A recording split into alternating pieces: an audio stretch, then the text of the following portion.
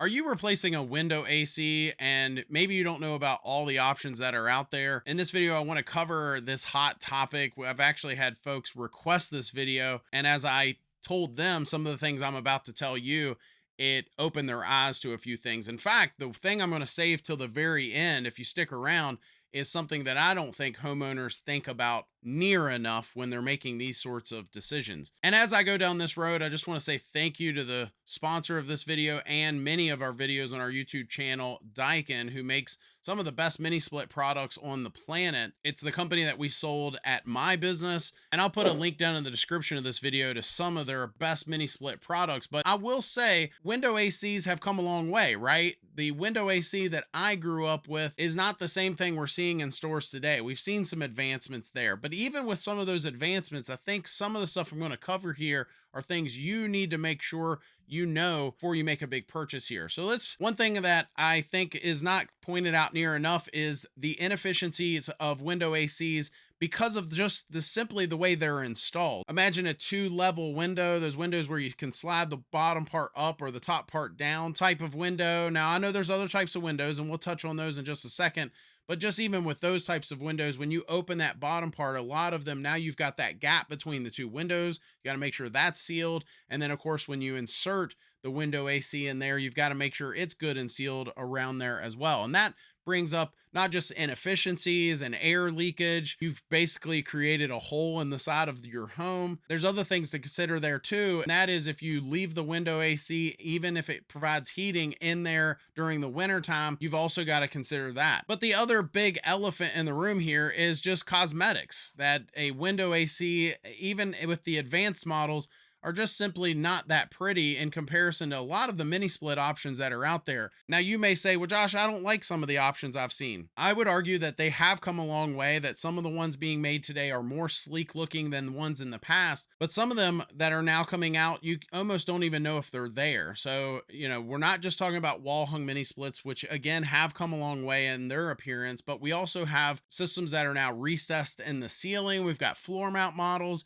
and a whole array of other options. I did a video on that I'll put a link to at the top of the screen here that you can click, that goes through a lot of what those other options are. A lot of them homeowners don't even know about. I remember it being said, no one has ever said, hey, come look at my new window AC that I put in. They're just not pretty to look at, right? Another thing I'll point out is the fact that a lot of them have to be plugged in. So if there's not a receptacle there, I remember I had a roommate years ago that had a extension cord on a window AC in his bedroom, and I remember that extension cord would get warm to the touch. So now we're looking at things like fire hazards that you may need to consider, especially if you're doing things like that. With mini splits, they're hardwired. You don't have to worry about an extension cord being stretched across the room. And one thing that's really cool that we've seen on the side of mini splits, that, Daikin now offers some 115 volt options that are out there. So where homeowners don't have to necessarily pull a circuit directly from the panel in all cases. Obviously, you want to have a licensed electrician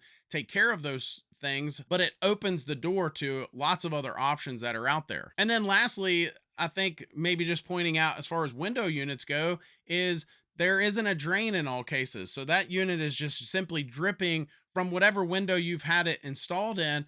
And, that thing could be dripping on your head if you're sitting on your back deck and it just happens to be mounted there. I think that does open the door to other things. So if it's not installed where the unit is dripping away from the window, I have heard horror stories of it dripping inside the wall and creating all kinds of disasters. And obviously I'm going to an extreme there, but I think it should be pointed out. Whereas mini splits have a drain that can be routed to wherever you want it to be routed to, window units don't have that luxury. They could be dripping right there. And not only the condensation, but another thing just to kind of point out is, yes, you do run the risk of that unit in some cases falling out of the window. I remember working with a guy when I lived in Richmond, Virginia. I worked at a company where we had folks renting from us, and I took care of all the heating and air, and we had loaned someone a window AC temporarily while we were having their systems repaired. And this coworker actually had a unit get away from him 2 stories up, and it fell on a very busy street in Richmond, Cary Street,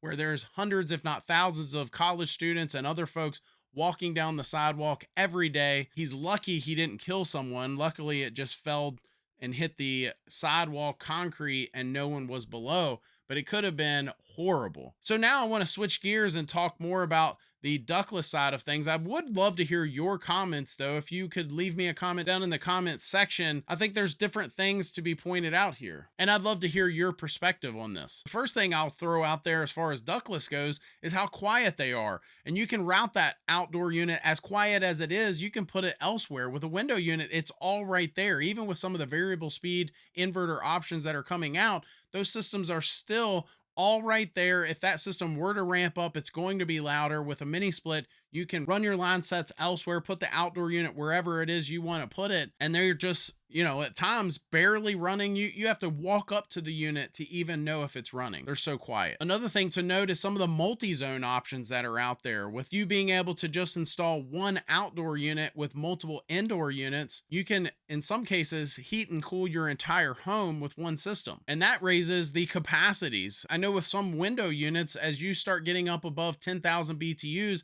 they can be quite sizable. With a mini split, we're seeing some capacities at 1, 2, 3, 4 tons of heating and cooling that can be provided to that home, and you don't have this ginormous window unit sitting there. I touched on some of the options earlier, but having those multiple indoor units, you could do a floor mount in one room, you could do a ducted or recessed unit in another room, and finally a wall hung unit in another. All kinds of options out there. The energy consumption on some of these units is so minimal. I remember a customer of ours going from a unitary system with ducts for their AC, and then they had a boiler. We replaced all that with mini splits, and him calling me and telling me how much money he was saving on his utility bills by going with a multi-zone mini split. Another thing to throw out there, I'm almost done. I think it should be noted that some of the warranties, I know Daikin has systems out there with 12-year warranties. It gives you peace of mind. And another thing I think should be noted, that if the system were to have a problem,